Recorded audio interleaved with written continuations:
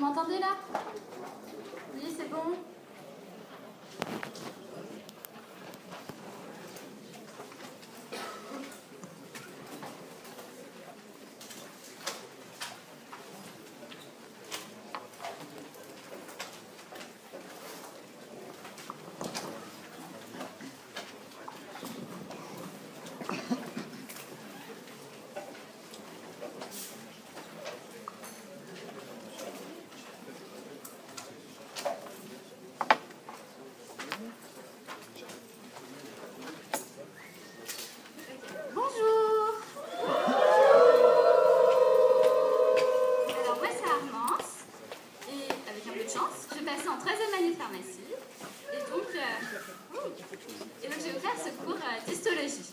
Comme vous avez pu le voir, en histo, vous n'avez pas de poly aujourd'hui pour la pré-rentrée. C'est tout à fait normal. C'est parce que, en soi, le poly en histo, ça va servir à rien. Parce que vous verrez que le prof d'histo, il va parler. Et peut-être que vous aurez un poly comme l'année dernière, où vous allez avoir quelques diapos du prof avec des petits schémas. Mais ces schémas, sans l'explication qui va avec, ils servent à rien. Et en plus, ils ne sont pas forcément très très jolis. Donc, mieux vaut tout noter ce que le prof dit, et mieux vaut prendre en note les schémas qu'il fait. Donc voilà, ça c'est pour l'histoire en pré-rentrée. Donc, aujourd'hui, on va s'intéresser... on va s'intéresser au premier cours d'histologie de l'année. Après, la prochaine fois, on va voir le deuxième cours, qui est le tissu conjonctif, assez rapidement. Et au cours de ce deuxième cours, vous allez avoir une petite séance de questions. Donc on va vous distribuer des QCM que vous allez faire en temps limité en amphi. Et après, on corrigera ensemble de manière détaillée le QCM. Voilà. Donc, on va commencer. Déjà, première question. Qu'est-ce que c'est l'histo? L'histologie, c'est l'étude des tissus. Deuxième question. Qu'est-ce qu'un tissu? Pas la question? Vous savez ce que c'est? Vous avez de la chance.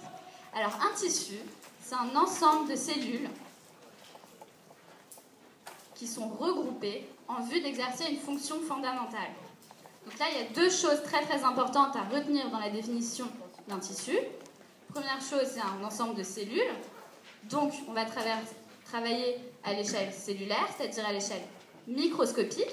L'histologie, c'est aussi appelé l'anatomie microscopique.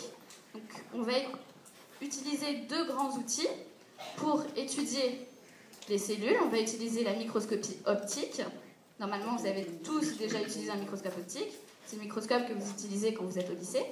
Et le microscope électronique, qui va nous permettre de voir des choses beaucoup plus fines et beaucoup plus petites que le microscope optique. Donc, je vous ai dit qu'il y avait deux choses très importantes dans ma définition d'un tissu. Donc, c'est un ensemble de cellules qui sont regroupées en vue d'exercer une fonction fondamentale. Ça, c'est très très important. Pourquoi? Parce que parce que les cellules, en fait, elles vont avoir une certaine morphologie, une certaine tête, en gros, et c'est ça qui va définir la fonction principale qu'elles vont exercer. Et donc, nous, on ne va pas trop s'intéresser à la fonction principale, même si c'est assez important en histologie, on va surtout s'intéresser à la morphologie. La fonction principale, vous allez surtout l'étudier en physiologie. Donc il y a une chose que vous devez retenir absolument, c'est qu'un tissu n'existe jamais tout seul. Ça, c'est fondamental.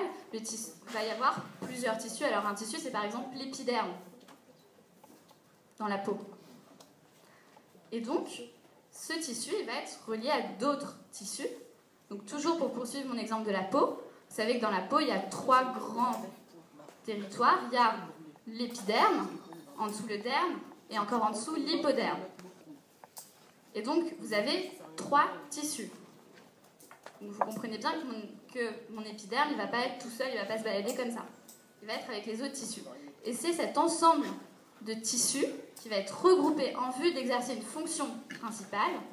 Ça s'appelle un organe. Donc, la peau, ce n'est pas un tissu. La peau, c'est un organe. Il y a trois tissus dans la peau, donc c'est un organe. D'accord? Après, pour continuer à grandir d'échelle, on a vu le tissu, puis l'organe, et on va parler maintenant d'appareil. Donc ça, vous l'étudierez surtout en anatomie au 2e semestre. Donc un appareil, en fait, c'est un ensemble d'organes regroupés en vue d'exercer une fonction principale. Donc tissu, on a l'échelle cellulaire, surtout. Organe, on est à l'échelle de l'ensemble des tissus, plusieurs tissus. Un organe, ça va être composé de 2 tissus, mais s'il y a 2 tissus, c'est quand même un organe, attention. Et enfin, les appareils, on va vraiment travailler à une échelle qui va être beaucoup plus grande. Donc, on va commencer avec les épithéliums. Ça, c'est le premier chapitre que vous allez étudier. Puis, dans le cadre de la pré-rentrée, on va aussi parler un petit peu du tissu conjonctif. Et aussi, vous étudierez d'autres tissus, mais ça sera un peu plus tard dans l'année. Vous allez étudier tout d'abord les tissus minéralisés, le tissu osseux, donc l'os, et le tissu cartilagineux. Brancardier Stripteaser Ou pas, en fait. Donc, tissu minéralisé, tissu osseux, tissu cartilagineux, donc os et cartilage. Le tissu sanguin, oui, le sang c'est un tissu. On considère que c'est un tissu, c'est un ensemble de cellules qui a une fonction principale. Donc c'est un tissu. On va étudier aussi le tissu nerveux. Et enfin, vous étudierez ce qu'on appelle plus des organes. Vous allez étudier la peau et aussi l'appareil cardiovasculaire. Donc dans le programme d'histologie, vous savez que sur la plaquette, il y a marqué histologie et embryologie. Donc nous, dans le cadre de la pré-rentrée, on ne va pas parler encore d'embryo parce que vous avez le temps pour ça. Ça viendra vers novembre, où vous avez le temps d'apprendre tout le programme d'histo. Et donc, en embryo, vous aurez d'abord de la gamétogenèse, avec un peu d'endocrino, de la reproduction. Ouh. Ça vous semble pas super bien? Non, c'est pas cool. Si. Et vous aurez aussi de l'embryo, donc on va étudier le développement embryonnaire, donc ça va être depuis la fécondation jusqu'à l'implantation, et enfin on va décrire un peu les premières semaines de développement. Voilà, ça c'est pour le programme. Et donc pour la méthode, comment travailler l'histo? Donc vous allez voir qu'il y a beaucoup de choses à apprendre en histo. Donc il faut aller au cours, il faut prendre un maximum de notes, ça je pense que c'est un conseil qu'on peut tous donner. On a chacun notre méthode pour travailler, mais je pense que c'est la méthode la plus universelle pour travailler l'histo, c'est aller en cours, prendre en note ce que le prof dit, bien apprendre, et moi je rajouterais aussi beaucoup vous entraîner. Parce que vous allez voir, surtout dans le 2e cours, quand on va corriger l'évaluation, et ben en fait, vous allez avoir des questions qui vont retomber quasiment tous les ans ou tous les 2 ans. Et c'est des questions qui sont bêtes, et c'est des pièges dans lesquels il ne faut pas tomber, parce que l'histologie, d'accord, c'est une grosse matière, vous allez avoir beaucoup d'informations, mais c'est pas une matière qui va être très difficile. Si vous connaissez bien votre cours, vous pouvez bien vous en sortir. L'histologie, c'est votre meilleur ami, vous devez adorer l'histo, c'est magnifique l'histo. Vous allez apprendre plein de choses. Et en plus, non mais surtout, c'est super utile, c'est pas genre une matière genre, désolée pour ceux qui aiment la physique, mais la physique, vous n'allez pas en entendre parler quand vous serez dans les années supérieures de santé. Dans l'histologie, vous allez encore en entendre parler, quelle que soit la filière que vous allez faire. Donc c'est pour ça que c'est merveilleux l'histo. En plus, ça permet de tout expliquer. Donc, beaucoup vous entraîner. Donc pour ça, faire des QCM, donc un maximum de concours blancs, un maximum d'annales aussi.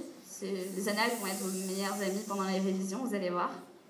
Et si je peux vous donner un conseil personnel, c'est de noter vos erreurs. Quand vous faites des annales, genre quand vous reprenez la correction, vous notez les erreurs. Parce qu'il y a toujours un truc, on ne sait pas, un truc sur lequel on bug. Et finalement, si on apprend ces erreurs, et ben ça vous enrichira beaucoup. Et vous réussirez plein de QCM. Ce sera très très bien.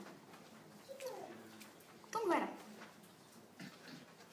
Hop, alors on va commencer avec le premier tissu, qui est le tissu épithélial ou épithélium. Donc, première question, qu'est-ce que c'est un épithélium?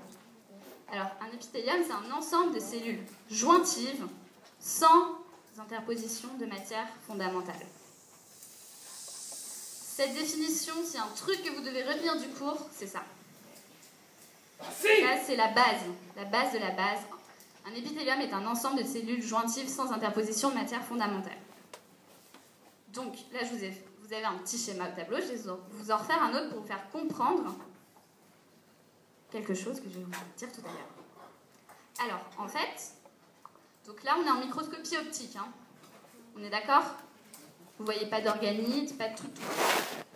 Donc,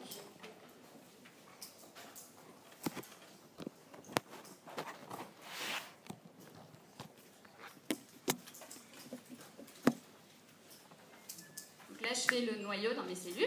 Donc ça, ce sont des cellules. Ce sont des cellules épithéliales même. Donc pour faire plus puriste, je vais vous faire aussi ce qu'on appelle la membrane basale. Je vous expliquerai ce que c'est. C'est le truc. Normalement, vous voyez un petit truc jaune. Je ne sais pas si vous le voyez, mais normalement, il y a un petit truc jaune. C'est la membrane basale. Donc là, du fond de l'amphi, j'imagine que vous voyez qu'il y a deux cellules qui sont complètement collées l'une à l'autre. Là. Non. Bref. Normalement, elles sont collées l'une à l'autre. Mais j'ai laissé un tout petit espace entre elles. Donc, ce petit espace, il fait à peu près 1 mm. Et ça, on va dire que ma cellule, elle va faire 1 mètre. D'accord? Et en fait, je vais vous apprendre quelque chose, c'est qu'il y a un tout petit espace qui subsiste quand même entre les cellules, même si c'est un ensemble de cellules jointives. Il va y avoir un espace qui fait de l'ordre de 10 à 30 nanomètres. Donc c'est de l'ordre de 10 moins 8 mètres. On est d'accord? Oui? Non? Ouais, mais c'est 10 nanomètres. Je rajoute... Donc voilà, sachant que ma cellule, elle va faire à peu près une dizaine de micromètres. Donc c'est-à-dire de l'ordre de 10 puissance moins micromètres. Moins 6? Ouais, mais c'est 10. Moins 5. Ouais, c'est bien. J'essaie de voir si vous êtes réveillés. Donc, parce que c'est la digestion, donc... voilà, bref. Donc, vous voyez qu'il y a quand même un facteur de 1000 entre la taille de ma cellule et l'espace qui subsiste entre les cellules. On est d'accord? C'est tout petit, et cet espace, on va le voir uniquement en microscopie électronique. Donc, même s'il y a un tout petit espace qui subsiste, eh ben on dit qu'il n'y a pas d'interposition de matière fondamentale. Ça, c'est important à retenir. Vous pouvez aussi retenir qu'il y a un tout petit espace, mais dans le cadre de cette année et de la pré-rentrée, il n'y a pas d'espace. Je vous le dis quand même. Pour vous expliquer quelque chose de très important, c'est qu'un épithélium ne pourra jamais être vascularisé. C'est-à-dire, il n'y a pas de sang qui passe dans mon épithélium. Est-ce que vous voyez la place pour qu'un capillaire sanguin passe? Non, c'est pas possible. Même si les cellules sanguines, elles sont super fortes et qu'elles arrivent à se déformer pour passer dans des tout petits trous, ça va pas passer. C'est pas possible. La cellule sanguine, elle fait aussi à peu près 10 micromètres. Comment est-ce qu'elle peut passer dans un truc qui fait 10 nanomètres? Ouais. C'est comme si vous demandiez à quelqu'un qui fait 2 mètres de passer dans un truc de 2 cm. Enfin, c'est pas possible. Ok. Donc, c'est pas possible qu'un épithélium soit vascularisé. Ok? Donc voilà. Donc, où est-ce qu'on va retrouver mes épithéliums? On va les retrouver à la surface du corps humain. Ce que je vous ai dit tout à l'heure, c'est l'épiderme. L'épiderme, c'est un épithélium. Ou dans les cavités internes de l'organisme. Donc vous êtes d'accord que, par exemple, la bouche, c'est une cavité. Oui. C'est une cavité ouverte. Donc dans les autres cavités ouvertes, vous avez par exemple la vessie. Enfin, ne faites pas l'erreur de la mettre en cavité fermée, parce que sinon vous aurez des petits problèmes quand même. Si la vessie était fermée, là... Bref. Donc vous avez par exemple la cavité buccale, la cavité vésicale de la vessie, la cavité vaginale, la cavité anale, bref. Vous avez plein de cavités dans l'organisme. Et ces cavités-là, elles vont être ouvertes. Après, on va avoir des cavités qui vont être fermées, c'est-à-dire qu'elles n'ont aucune communication avec l'extérieur. Donc dans ces cavités, vous allez avoir, dans ces cavités fermées, vous allez avoir la cavité péricardique, donc autour du cœur, la cavité pleurale, c'est autour des poumons, et la cavité péritonéale qui va entourer les viscères, grosso modo. Là. Et vous avez aussi une autre cavité fermée que je n'ai pas notée sur la diapo, mais qui est importante à retenir, c'est la cavité vasculaire. Donc il y a deux types de cavités de vaisseaux. Vous allez avoir les vaisseaux sanguins et les vaisseaux lymphatiques aussi. Donc ces cavités, elles vont être fermées. Heureusement qu'elles vont être fermées, qu'elles ne vont pas avoir de communication vers l'extérieur de l'organisme, parce que sinon, vous avez le sang qui coule tout le temps, vous mourrez. Donc voilà.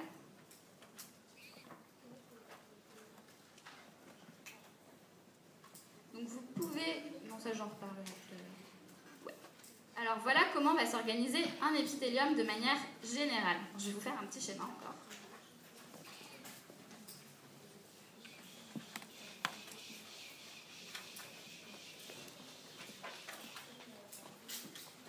Et je vais vous expliquer quelles sont les différentes composantes sur le schéma qui est là-haut.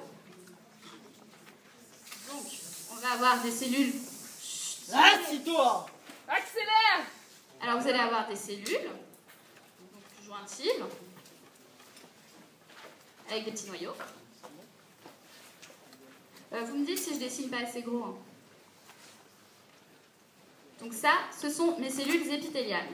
Donc toujours quand il y a un épithélium, vous devez toujours penser qu'il n'est pas vascularisé. Donc il ne peut pas exister tout seul. Donc, il va y avoir un tissu qui va être en dessous. Ça, c'est la lame basale. La membrane basale. Il va toujours y avoir un tissu en dessous qui va permettre de nourrir l'épithélium. Et ce tissu, ça va être le tissu conjonctif. Donc ça, ce sont les fibres du tissu conjonctif. On y reviendra quand on sera au deuxième cours. Et ça, ce sont des petits capillaires. Et ça, le truc là, c'est un noyau capillaire. Enfin, de la cellule qui entoure le capillaire. Parce qu'en fait, le capillaire, certes, ça va être une cavité, mais ça va être une cellule qui va faire tout le tour du capillaire. Donc vous allez avoir des petits noyaux.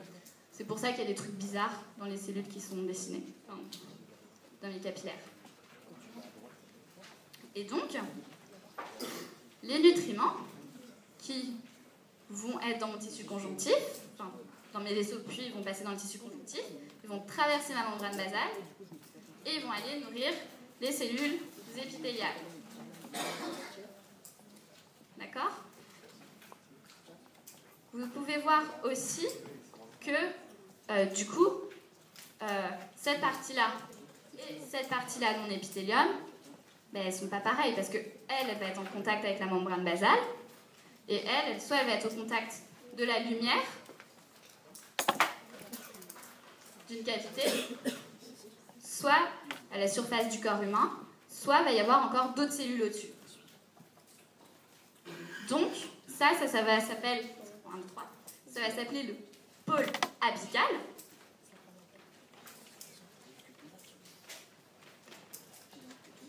Apex, en grec, bon, je sais pas quoi, ça veut dire sommet. Donc c'est celui qui est le plus en haut. Et ça, tout simplement, ça va s'appeler le pôle basal. Pour retenir le pôle basal, il est vers le bas, donc c'est la base de l'épithélium, où il est en contact avec la membrane basale, enfin, voilà.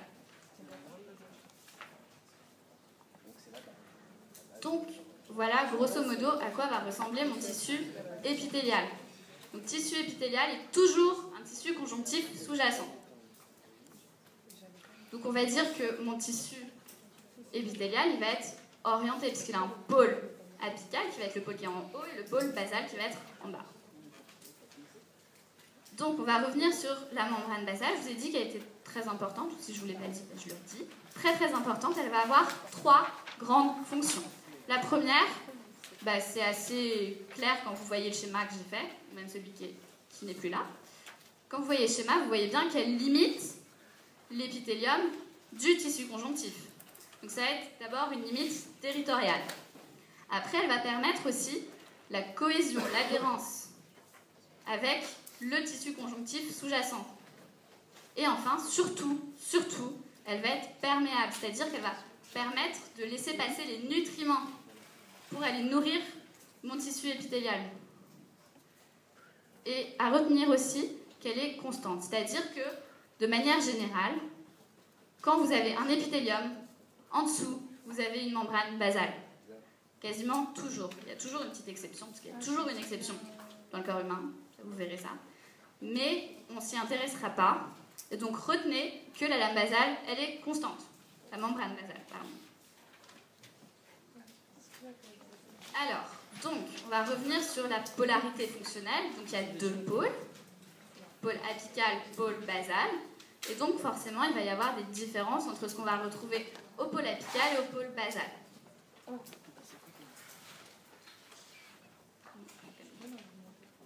Donc, vous savez bien, je vous ai dit tout à l'heure, que un tissu, c'est un ensemble de cellules et qui va exercer une fonction principale. Donc, il y a toujours une relation entre la structure et la fonction. Par exemple, en biochimie, on vous a dit qu'il y avait toujours une relation entre la structure d'une protéine et l'activité qu'elle va avoir. Ben là, ça va être la même chose. Donc, au pôle, on va détailler ça un peu après, au pôle apical, on va trouver certaines, ce qu'on appelle les différenciations cellulaires, au pôle basal aussi, mais aussi au niveau des faces latérales. Donc là, on va commencer par les faces latérales. Donc, au niveau des faces latérales, on va parler de moyens de jonction intercellulaire. Donc il y a deux types de dispositifs de jonction, enfin deux, on va dire, morphologies que vous pouvez avoir. Le schéma, il n'est pas super bien passé. Donc soit vous allez avoir... C'est moche. Ouais, bah ça c'est un schéma de Barbet. Hein. C'est ce que vous allez avoir sur les diapos du poli qu'on vous donne. C'est flou. C'est pas Barbet.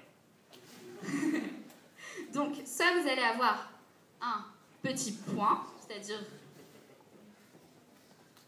un dispositif ponctuel, aussi appelé macula, soit vous allez avoir carrément une zone, donc c'est un dispositif zonulaire ou zonula. Et voilà à quoi va ressembler ma zonula. D'accord? Jusque-là, ça va? Ouais? Voilà. Alors, donc, parmi les dispositifs de jonction intercellulaire, vous allez trouver trois grands types de jonction. C'est-à-dire trois grands types qui vont permettre soit l'union entre mes deux cellules épithéliales, ça va renforcer leur cohésion, soit ça va permettre la communication. Donc on va commencer avec les jonctions serrées, aussi appelées jonctions occlusives. Donc je vais vous dessiner ce qu'on appelle une macula occludens, c'est-à-dire une jonction occlusive ponctuelle. D'accord? Donc là, ça c'est vous vous souvenez, vous avez dû voir ça en bio, que vous avez deux feuillets dans la membrane plasmique. Le feuillet externe et le feuillet interne. Donc là, il y a mon noyau parce que c'est ma cellule, là. Et là, en fait, vous allez avoir la fusion.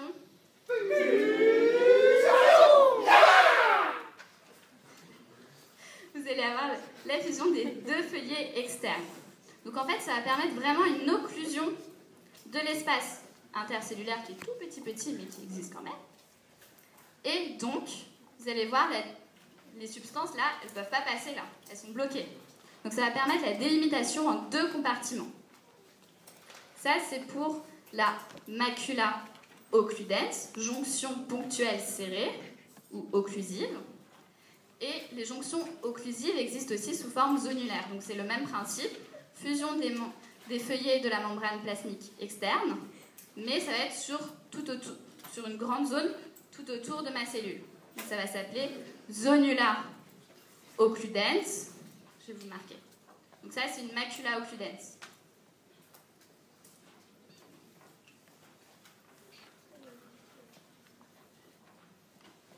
Et vous allez aussi avoir des zonula occludens.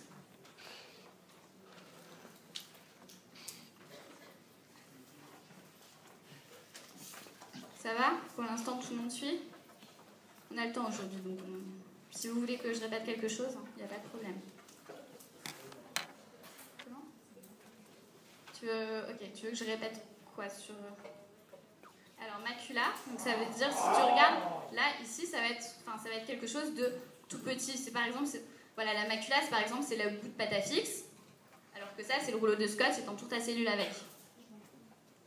Donc ça, macula, c'est dispositif ponctuel. Et donc la macula occludens, ou jonction serrée ponctuelle, elle va permettre l'adhésion, la cohésion, surtout la cohésion vraiment très forte entre mes cellules. Il n'y a rien qui va passer. Aucune substance ne peut passer de ce compartiment-là vers ce compartiment-là. Et tu as la zonula occludens, ça va être le même principe, sauf que ça va pas être juste un petit truc là, ça va être tout autour de ma cellule, à peu près. Ça va être sur une zone qui va être très étendue. Ça va? Donc maintenant, on va passer aux jonctions adhérentes, ou jonctions adhérentes. Vous allez retrouver plusieurs orthographes pour adhérentes. Au concours, on ne vous piégera pas dessus. Hein. Ne vous inquiétez pas, il y en a qui enlèvent le A et qui mettent un E sur adhérents. On s'en fiche un peu. Ne vous inquiétez pas pour ça. Donc, alors si vous regardez, c'est ça, sur ma petite diapo. Donc, je vais vous le redessiner. Donc, toujours les deux feuillets de mes membranes plasmiques. Et si vous regardez, là, il y a un espace quand même entre les deux, c'est-à-dire que mes substances, elles peuvent passer d'un compartiment à l'autre. Il n'y a pas de problème. Donc, cette zone-là, ça va être ce sont des protéines qui vont permettre l'adhésion. Et l'adhésion, elle va être renforcée par la liaison au cytosquelette. Normalement, vous avez déjà entendu parler du cytosquelette en bio. Non? Pas encore? C'est des petits trucs qui sont dans la cellule qui permettent le mouvement et tout. Bref, vous en entendrez parler. Bref, c'est lié au squelette de la cellule. Ça va permettre une adhésion qui va être forte, mais ça va pas être vraiment l'occlusion. Contrairement à mes jonctions occlusives, il y a quand même un passage possible entre mes deux cellules. Donc ça s'appelle une macula adhérens, qui existe aussi sous forme de zonula adhérens. Je crois que c'est peut-être un peu différente. Et ça c'est un truc que vous devez retenir. Ça s'appelle un desmosome. Donc ça a deux petits noms, macula adhérens. Voilà, c'est ça la deuxième orthographe.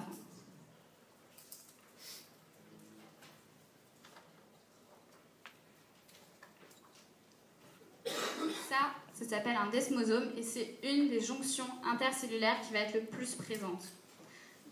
Il faut retenir que les moyens de jonction intercellulaires, on les retrouve beaucoup au niveau des cellules épithéliales. On va aussi le retrouver au niveau d'autres cellules. Ce n'est pas juste des différenciations qui vont être spécifiques des épithéliums. Vous allez retrouver ça dans d'autres types cellulaires. Donc macula adhérens ou desmosome à retenir. Et enfin, il y a un troisième type de jonction qui s'appelle les jonctions communicantes. Donc là, pour le coup, ça ne va pas permettre de renforcer l'adhésion entre mes cellules ou la cohésion, tout ce que vous voulez. Ça va permettre la communication chimique. Incroyable, jonction communicante. Et en fait, ça va permettre, c'est aussi appelé du gap junction. Pourquoi? Alors, je vais essayer de le faire en grand. Vous me dites si vous ne voyez pas. Alors ça, c'est mes cellules, toujours. Donc les deux feuillets de ma membrane plasmique. Et vous allez avoir ce qu'on appelle des connexines. C'est des petites protéines. Je vais peut-être le faire en rouge. Donc, bref, comme ça. Des connexines.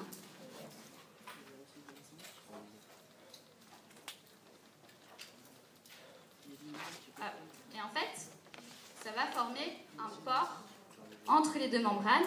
Et là, il y a mes substances chimiques qui vont pouvoir passer d'une cellule à l'autre. C'est pour ça que ça s'appelle gap junction, parce que ça ne va pas permettre du tout l'adhésion, ça va permettre la cohésion. Si vous voyez, il y a un fossé, c'est gap en anglais, c'est fossé. Donc ça s'appelle aussi les jonctions à interstices. Et ça n'existe que sous forme ponctuelle, c'est-à-dire que sous forme maculaire. D'accord ?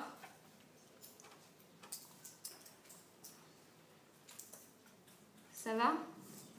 Tout va bien? J'ai perdu personne? Donc deux choses Trois choses même très importantes à retenir à propos des dispositifs d'union intercellulaire. C'est déjà qu'elles ne sont pas spécifiques aux épithéliums, à retenir, et qu'on va en avoir deux formes, soit la forme ponctuelle, soit la forme diffuse, étendue, zonulaire, et qu'on va avoir trois grands types de jonctions. Les jonctions serrées occlusives, aussi appelées jonctions occludens, donc il en existe deux types, macula occludens, zonula occludens. Deux types de jonctions adhérentes, macula adhérens, le desmosome, zonula adhérens, et enfin les jonctions communicantes, ou jonctions à interstice ou gap junction, où ça va permettre la communication chimique entre mes deux cellules, qui n'existent que sous forme ponctuelle, donc que sous forme maculaire.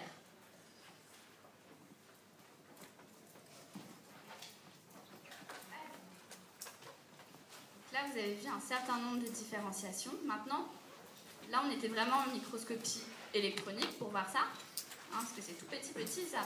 Les connexions ou mon port de ma cellule, on ne va pas le voir du tout au microscope optique. Là, on est au microscope électronique, mais maintenant, on va retourner à l'échelle du microscope optique et on va essayer de trouver un moyen de classer les épithéliums. Donc il y a 4 grands critères de classification.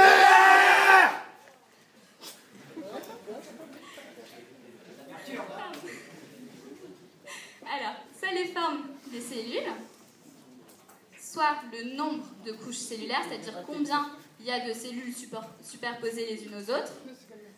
La spécialisation cellulaire, donc ça va être par exemple ce qu'on a vu, ce qu'on va retrouver au niveau des faces latérales, ou alors du pôle basal ou du pôle apical.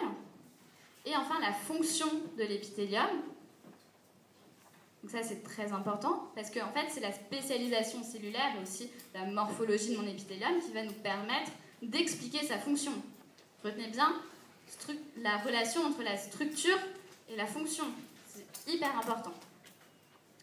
Et c'est en fonction de ces 4 critères qu'on va apprendre à nommer un épithélium. Donc ça, on verra ça au début du 2e cours, quand on étudiera l'épithélium intestinal. Donc, par exemple, l'épithélium intestinal, si je vous dis que c'est un épithélium prismatique, simple, avec des entérocytes à fonction d'absorption et des cellules caliciformes à pôle muqueux ouvert à sécrétion de mucus, là, normalement, ça ne vous dit rien. Mais, à la fin du cours, normalement, vous devrez pouvoir être capable de dessiner ça. Parce que dedans, il y a tout. On va voir comment est-ce qu'on va pouvoir nommer un épithélium comme ça. Alors, première chose, la forme des cellules. Vous allez avoir 3 grandes formes. Donc, la forme dite pavimenteuse, c'est-à-dire qu'elles vont être plus larges que hautes. Voilà, ce sont des cellules comme ça.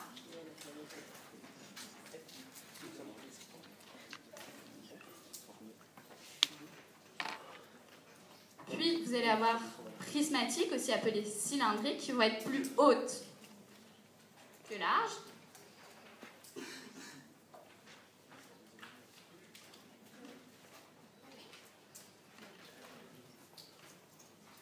Et comme ça, vous devez retenir, hein, rien n'est jamais noir, rien n'est jamais blanc en histologie, en biologie, tout ce qui est ce genre de sciences naturelles, vous allez avoir toujours un truc au milieu qui n'est pas noir, qui n'est pas blanc. Et du coup, là, ce sont nos cellules cubiques qui vont être au milieu et qui vont être aussi hautes que larges. D'accord ?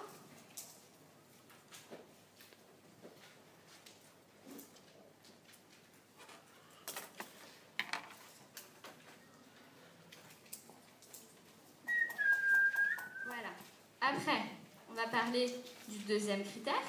Donc là, maintenant, on a vu la forme des cellules. Maintenant, on va voir le nombre de couches cellulaires ou le nombre d'assises cellulaires. Donc, vous allez avoir un épithélium simple, c'est-à-dire un épithélium où il n'y a qu'une seule couche de cellules. Un épithélium stratifié, où vous allez avoir plusieurs couches de cellules, c'est aussi appelé pluristratifié. Et enfin, toujours le groupe qui est au milieu, qui n'est pas simple, qui n'est pas stratifié, mais qui est pseudo-stratifié. Là, vous avez des petits exemples. Et à quoi ressemble un épithélium pseudo-stratifié? Alors, vous devez retenir que c'est un épithélium qui est assez rare. On va le trouver notamment à 2 endroits du corps humain. Ça va être l'urothélium, c'est l'épithélium de la vessie, hein, pas de l'urètre ou de quoi que ce soit. C'est l'épithélium de la vessie, l'urothélium. Et en fait, donc, ça va être un peu bizarre parce que si vous regardez, si je vous fais un épithélium simple, donc ça c'est un épithélium pavimenteux simple, là vous voyez bien que mes cellules elles sont au même niveau. D'accord? Les cellules elles sont au même niveau, les noyaux de mes cellules elles vont être au même niveau. Un épithélium pavimenteux stratifié,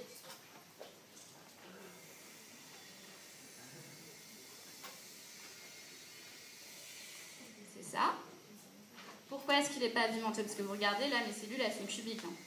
Pourquoi est-ce qu'il va être pavimenteux stratifié? Déjà parce qu'il y a 2 couches de cellules, et parce qu'en fait, on va nommer l'épithélium en fonction de la dernière assise cellulaire, de la forme de la dernière assise cellulaire. Toujours ma membrane basale. Là aussi, si vous regardez, les noyaux de mes cellules, ils sont au même niveau. Donc ça, c'est le cas dans les épithéliums simples et les épithéliums stratifiés. Dans les épithéliums pseudo-stratifiés, c'est ça. Vous aurez des cellules qui vont elles vont avoir des formes un peu plus atypiques, donc qui ne vont pas être simples, pas prismatiques, pas pavimenteuses ou pas cubiques. Vous pouvez avoir des cellules des formes un peu bizarres.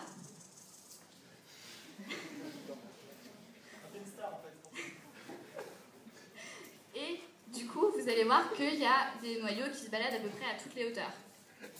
Ça se voit bien là, non? Donc, ça c'est important à retenir au sujet des épithéliums pseudostratifiés. La deuxième chose qui est importante à retenir à propos de ce type d'épithélium, c'est que on va considérer que toutes les cellules vont avoir une insertion sur la membrane basale. Là, si vous regardez sur mon épithélium stratifié, ma cellule pavimenteuse, elle n'est pas du tout en contact avec ma membrane basale. Alors que sur ce dessin, en fait, si vous allez derrière, vous allez trouver un moyen de rejoindre la membrane basale, parce que ma cellule elle a une forme bizarre.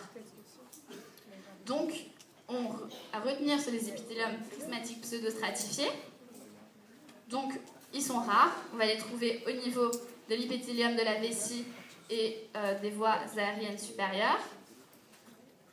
On va avoir des cellules avec des noyaux,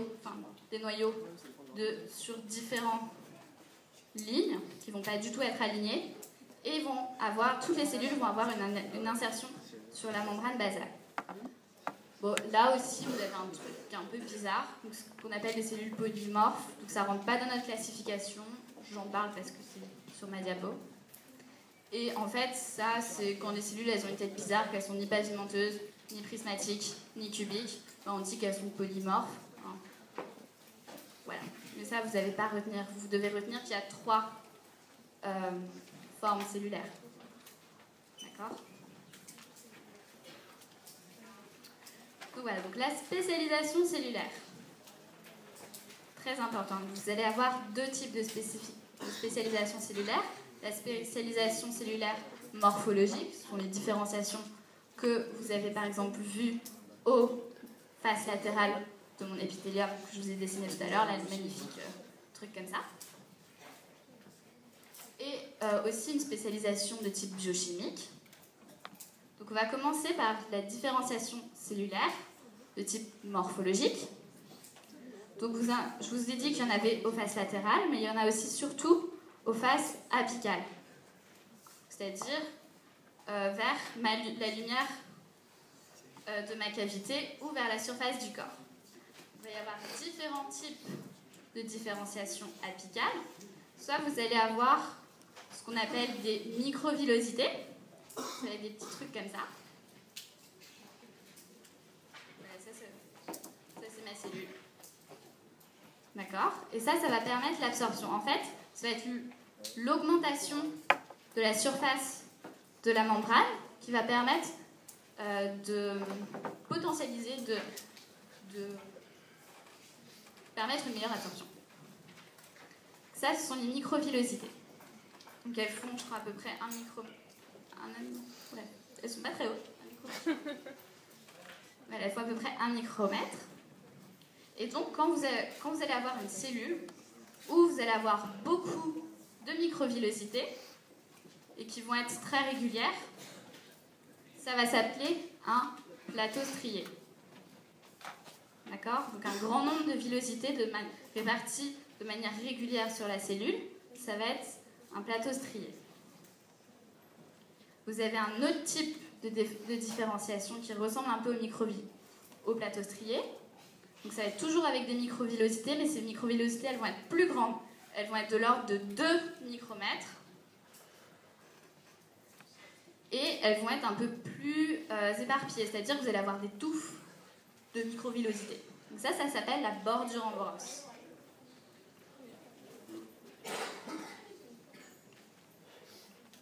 Vous arrivez à lire ce que j'ai écrit ou... Non? Je vais réécrire. Ok, alors, donc, il y a 3 types. Donc, vous avez les microvillosités.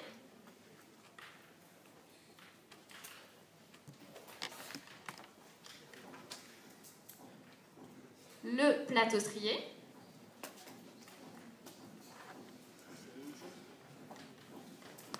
Et la bordure en brosse. Donc, c'est pas la même chose, hein.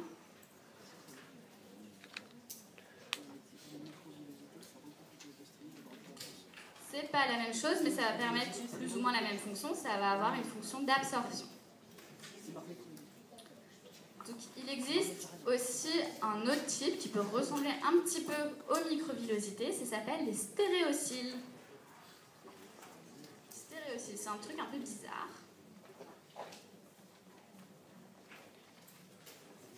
Je vais vous en dessiner un, enfin avec une cellule. C'est un truc comme ça. Ça ressemble un peu à la mèche de Titeuf, mais bon. Et en fait, ces stéréociles, ils vont pas du tout avoir une fonction d'absorption. Ils vont avoir une fonction d'excrétion ou d'extrusion. Vous allez avoir, en fait, la cellule, elle va synthétiser un produit chimique et elle va le libérer grâce aux stéréociles. Et du coup, ça va pouvoir aller exercer la fonction soit sur les cellules qui sont autour, soit sur les cellules, soit sur d'autres cellules à distance. Par exemple, ça va être déversé dans la circulation sanguine et ça va aller agir sur d'autres cellules, d'autres organes. Donc ça, c'est le stéréocyle.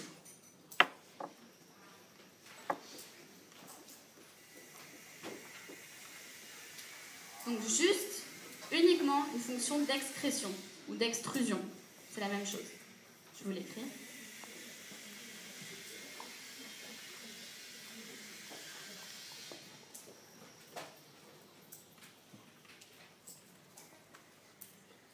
Ça n'a pas de pouvoir de mouvement. Tout comme les microvillosités, il n'y a pas de mouvement grâce à ça. Ce qui va permettre le mouvement, par exemple le mouvement du mucus, faire bouger le mucus, ou par exemple dans les trompes utérines, pour faire bouger l'embryon avant l'implantation, ou même pour faire bouger l'ovocyte, vous allez avoir besoin de petits cils qui vont permettre le mouvement de l'ovocyte ou de l'embryon. Et ça s'appelle les cils vibratiles. Donc ça ressemble un peu à ça en fait. Très gros cils, ça ressemble comme ça. Ça sont des microfilaments. Voilà, donc en gros, ça ce sont des filaments du cytosquelette. Et ça va permettre de bouger, ça va permettre le mouvement. D'accord? Donc ça, ce sont les cils vibratiles.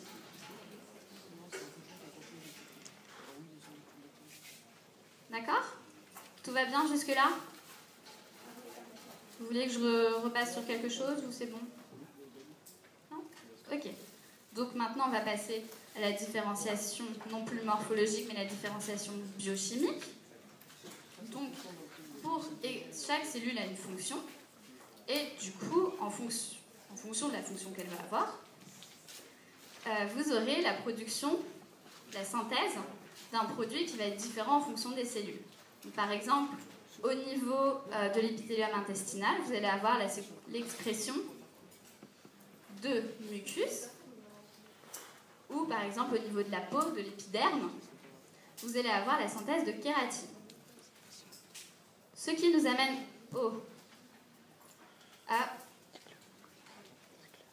excusez-moi. Donc, à quoi va servir... Je suis un peu perdue. Ah oui, donc maintenant on va se concentrer sur les cellules qui sécrètent du mucus, qui excrètent du mucus aussi. Attention, sécrétion, c'est synonyme de production ou de synthèse, alors que l'excrétion ou l'extrusion, c'est le fait de sortir le produit de la cellule. D'accord ? Ça, retenez bien ça, parce que c'est un genre de piège complètement stupide dans lequel on peut tomber très facilement. Donc il y a deux grands types de cellules qui produisent du mucus. Vous allez avoir les cellules à pôle muqueux fermé. Je vais vous montrer quelle tête ça a. Et les cellules à pôle muqueux ouvert, aussi appelées cellules caliciformes.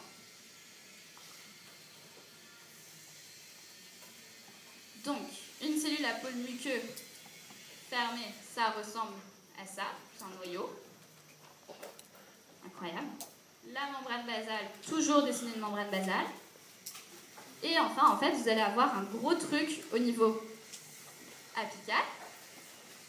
Et là, ça va être rempli de produits, rempli de mucus. Et du coup, en fait, il va y avoir des petites vacuoles. Hop, ça va permettre l'excrétion, l'extrusion de mon mucus et la libération de ce mucus. Ensuite, vous allez avoir les cellules à pôle muqueux ouvert. Donc là, on voit bien que la membrane de la partie apicale de ma cellule, elle est présente. Alors que, en fait, au niveau de ma cellule caliciforme, aussi appelée cellule à pôle muqueux ouvert, en fait, vous allez voir ça.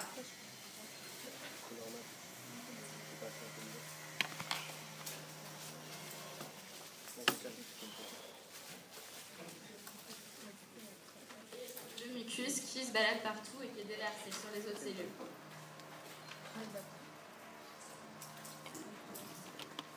Donc, là, on est d'accord que la membrane de la partie apicale de ma cellule, on ne la voit pas. Bon, en fait, c'est pas qu'elle n'existe pas, c'est pas que ma cellule, elle a un trou. C'est juste que, en fait, elle est cachée par le mucus. C'est pour ça qu'on appelle ça une cellule à pôle muqueux ouvert. Parce qu'elle est apparemment ouverte. Elle n'est pas réellement ouverte, mais elle est apparemment ouverte. C'est pour ça que ça s'appelle cellule caliciforme, parce que ça a la forme d'un calice.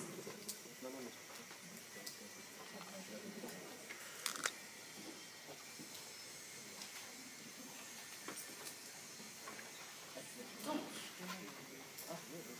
quatrième critère de classification. Donc on en a déjà vu 3. La forme de mes cellules, le nombre d'assises cellulaires et les spécificités de ma cellule. Par exemple, la spécificité de cette cellule-là, c'est que c'est une cellule caliciforme, donc une cellule à pôle muqueux ouvert. Donc elle va sécréter du mucus et en plus elle va avoir une tête bizarre parce qu'on a l'impression qu'elle n'a pas de chapeau. Donc, quatrième critère, la fonction de ces épithéliums. Donc, au niveau de l'épiderme, par exemple, le kératinocyte, donc c'est la cellule qui est majoritairement présente dans l'épiderme. Le kératinocyte, si vous voulez que je vous l'écrive peut-être.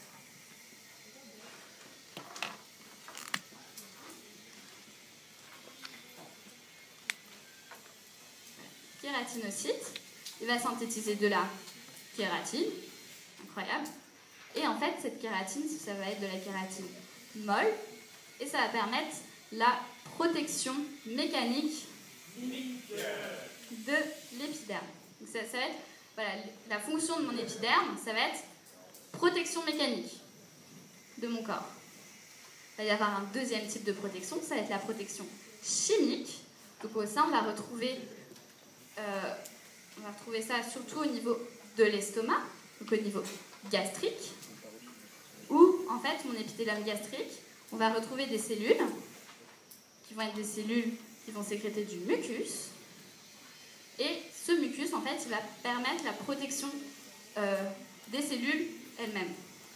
C'est-à-dire que si vous regardez l'estomac, c'est un pH qui est très très bas, donc on va avoir des choses qui vont être très très acides, et donc ça va attaquer nos cellules. Et pour éviter ça, notre petite cellule gastrique, eh ben, elle va sécréter du mucus. Et même elle va l'excréter aussi. Voilà. Il y a aussi une fonction d'absorption. Donc c'est ce que je vous ai dit. Donc microvillosité, plateau strié, bordure en brosse, ça va permettre l'absorption. Ça va augmenter la surface membranaire. Et donc ça va faciliter l'absorption des nutriments. Donc ça, on va retrouver ça surtout au niveau intestinal. C'est ce qu'on va étudier au début du prochain cours. Enfin, il y a l'excrétion. Donc ça va être par exemple des glandes endocrines, comme la thyroïde. Ça va être la fonction de la thyroïde, la fonction de l'épithélium de la thyroïde. Là, ça va être d'excréter les hormones thyroïdiennes. Et enfin, le mouvement. Donc ça, on va le faire avec les cils vibratiles notamment. Ça va être par exemple au niveau des trompes utérines, où ça va permettre le mouvement de soit l'embryon, soit mon ovocyte.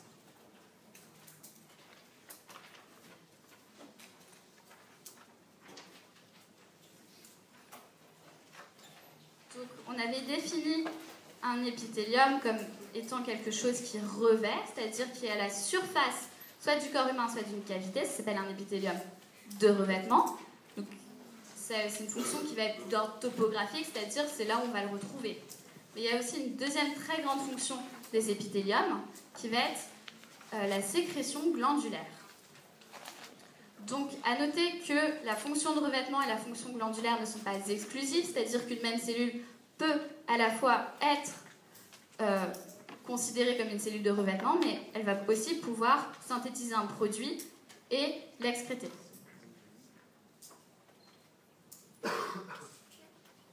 Donc, ma cellule glandulaire, elle va synthétiser un produit, elle va le stocker, puis le relarguer. Et ce produit, soit va être utilisé par elle-même, ça s'appelle autocrine, non, bref. Soit elle va être utilisée par elle-même, soit par les cellules voisines, soit ça va être déversé, par exemple dans la cavité vasculaire, donc dans le sang, et ça va être transporté vers d'autres cellules, d'autres organes. Très important de noter la définition d'une glande. Ça peut vous sembler assez bête, mais en histologie, et pour le professeur Barbet, qui est le dieu de l'histologie et que vous allez avoir la chance normalement d'avoir en cours, une glande, ça peut être une glande anatomiquement individualisée, comme par exemple la thyroïde, qui est là.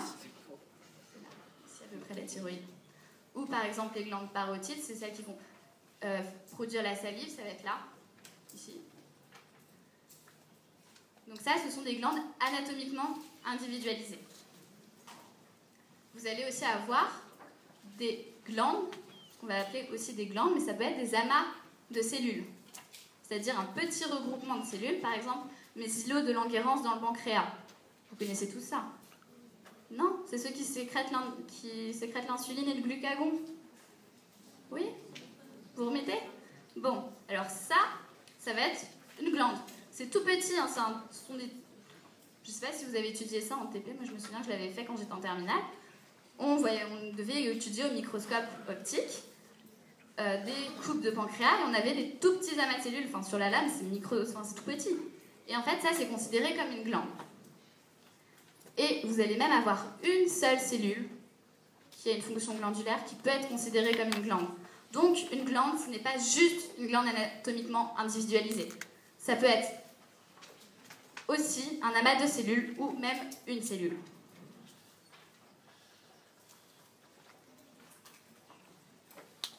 Donc il y a 3 grands types de glandes. Donc le premier, je pense que vous en avez tous entendu parler, c'est les glandes endocrines.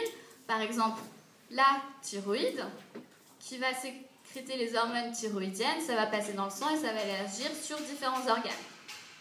Les glandes exocrines, par exemple la glande parotide, dont je vous parlais tout à l'heure, qui va sécréter la salive Ça, c'est une glande exocrine parce que ça va être déversé dans une cavité qui est ouverte. La cavité buccale, c'est une cavité qui est ouverte. Et donc, le produit va être sécrété dans une cavité qui va être ouverte vers l'extérieur. Donc, ça s'appelle une glande exocrine. Et enfin, comme rien n'est jamais noir, rien n'est jamais blanc, il y a toujours un truc au milieu, ce sont les glandes mixtes. Alors là, il va y avoir deux types de glandes mixtes. Les glandes mixtes dites classiques et les glandes mixtes dites amphicrines. Alors, pour revenir à l'exemple de mon pancréas, donc vous avez entendu parler des îlots de Langerhans. Donc ça, ce sont des glandes endocrines, puisque l'insuline, elle va être, et le glucagon vont être sécrétés et excrétés dans le sang. Donc il va passer dans tout votre corps et ça va aller agir sur différents organes. Mais le pancréas est capable aussi de produire un autre type de sécrétion glandulaire qui est l'amylase. Je ne sais pas si vous avez déjà entendu parler d'amylase pancréatique.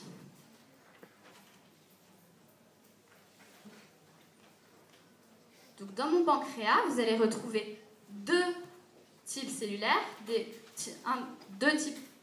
grands types cellulaires, des cellules qui vont être endocrines, donc avec un produit qui va être déversé dans les cavités vasculaires, donc qui va être déversé dans le sang, et un autre type de cellules glandulaires qui va excréter un produit, l'amylase, qui va être libéré dans une cavité ouverte, donc qui va être à la fois endocrine et exocrine.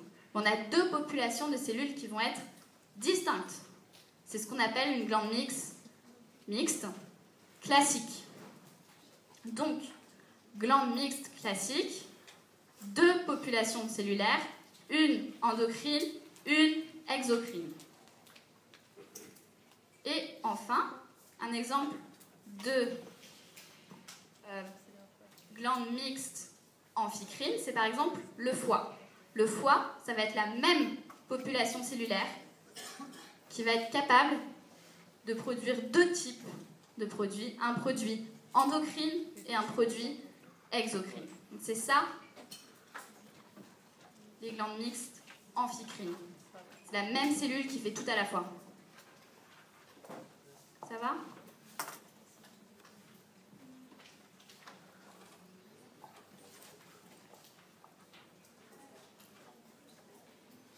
Donc on va revenir sur la fonction glandulaire. Donc vous savez, on a vu les trois types de glandes qu'il y avait, endocrine, exocrine et mixte.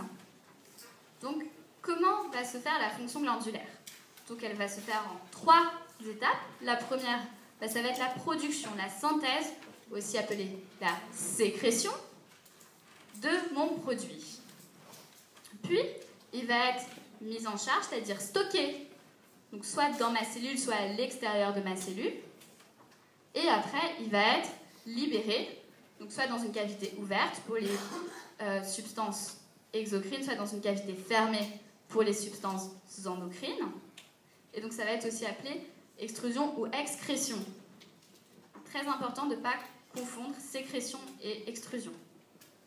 D'accord ? Alors maintenant, on va parler du type d'excrétion ou extrusion. Il y a trois types. Le type mérocrine, qui va être majoritaire. La majorité des glandes vont être mérocrines, soit holocrine, soit holomérocrine. Oui, rien n'est jamais noir, rien n'est jamais blanc, il y a toujours un truc au milieu. Et là, c'est holomérocrine ou apocrine. Donc on va voir un peu plus en détail. Donc on va commencer par l'extrusion mérocrine. Donc en fait, là, si vous regardez, ma cellule, elle va rester complètement intacte lors de l'extrusion de mon produit. Donc en fait, vous allez avoir... Donc ça, c'est ma cellule, avec le petit noyau. Donc là, les espèces de petits traits, je pense que c'est du Golgi ou quelque chose comme ça. Vous vous souvenez ce que c'est ? À quoi ça sert, le Golgi ? Ça permet, en gros, ça va intervenir dans la synthèse protéique et la maturation des protéines. Donc ça veut dire qu'il va ma cellule, elle va synthétiser plein de choses. Puis ici, donc première étape, synthèse. J'ai oublié la membrane basale, excusez-moi. Donc première étape, synthèse. Deuxième étape, mise en charge, donc dans des petites vésicules. Et troisième étape, excrétion, c'est-à-dire que les petites vésicules, elles vont venir fusionner avec ma membrane apicale. Ça va sortir. Donc ça, c'est pour l'extrusion mérocrine. Et donc, du coup, on dit que le cycle sécrétoire est entre guillemets continu parce que ma cellule, elle va pouvoir sécréter de manière continue, enfin, elle va pouvoir tout le temps excréter son produit de sécrétion. Il est moins le quart, c'est l'heure du... Ouais, mais c'est pas encore l'heure de la pause, hein. Désolée. Donc, C'était pas marrant. Donc, exclusion holocrine maintenant. Donc, holo, en grec, ça veut dire entière. C'est-à-dire que c'est ma cellule entière qui va partir. Incroyable. Donc là, le truc en jaune que vous voyez, c'est la membrane basale. Hop, on va faire un truc comme ça.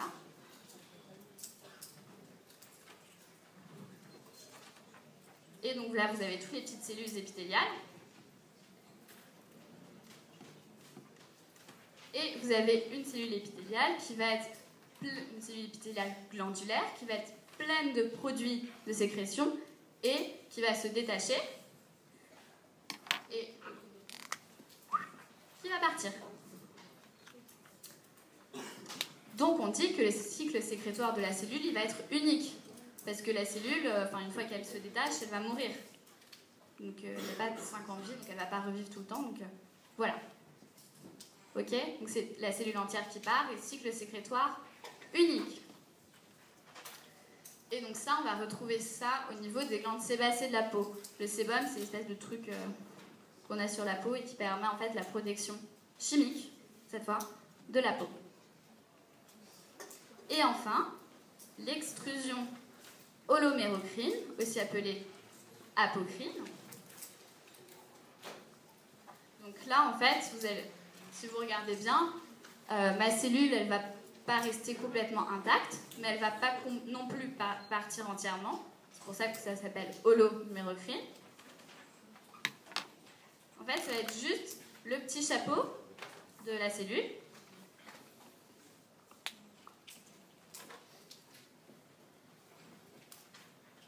Qui va être chargé en produit de sécrétion et qui va partir. Voilà. Donc, il va y avoir clivage de cette partie-là. Ça s'appelle le pôle sécrétoire de la cellule. C'est le pôle apical. Et du coup, vous allez avoir un cycle sécrétoire qui va s'installer. C'est-à-dire que ma cellule, elle va synthétiser le produit va remonter, va être stocké dans le pôle apical. Le pôle apical va se détacher, va partir. Et après, la cellule, elle va recommencer comme ça. Donc vous allez avoir un cycle sécrétoire qui va être plus ou moins discontinu. Et donc ça, par exemple, on va le retrouver au niveau des glandes mammaires. Et en fait, ça va être la tétée du nourrisson qui va engendrer la sécrétion du lait, puis